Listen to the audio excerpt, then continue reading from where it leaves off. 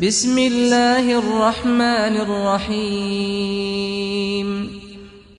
السلام علیکم دوستوں، آج کا سوال بہت خاص اور دل کو چھو لینے والا ہے۔ کیا جانوروں پر ظلم کرنے یا ان کی جان لینے پر انسان سے قیامت کے دن حساب لیا جائے گا؟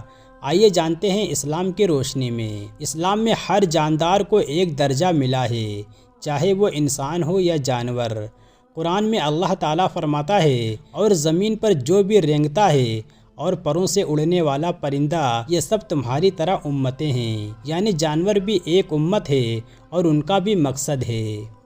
رسول اللہ صلی اللہ علیہ وسلم نے فرمایا، ایک عورت کو صرف اس لیے جہنم میں ڈالا گیا کیونکہ اس نے ایک بلی کو باندھ کر بھونکا مار دیا تھا۔ سوچئے، ایک چھوٹی سی بلی پر ظلم کرنے کی وجہ سے انسان کو جہنم ملی، تو جو لوگ بے وجہ جانور کو مارتے ہیں، تنگ کرتے ہیں، ان کا کیا حال ہوگا؟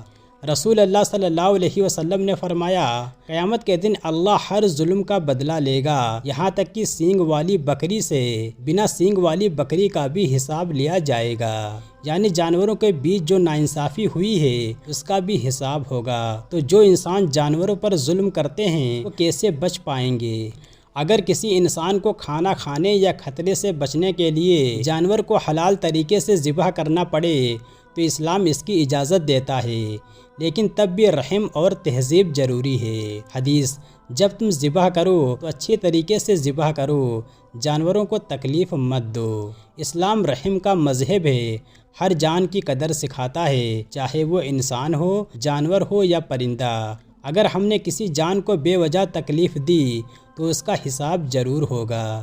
اے اللہ، ہمیں رحم دل بنا، ہمیں اپنی ہر مخلوق کے ساتھ اچھا سلوک کرنے کی توفیق دے، ہمیں ان لوگوں میں شامل کر جو نفس کے نہیں بلکہ رحمت کے پیاسے ہوں، آمین۔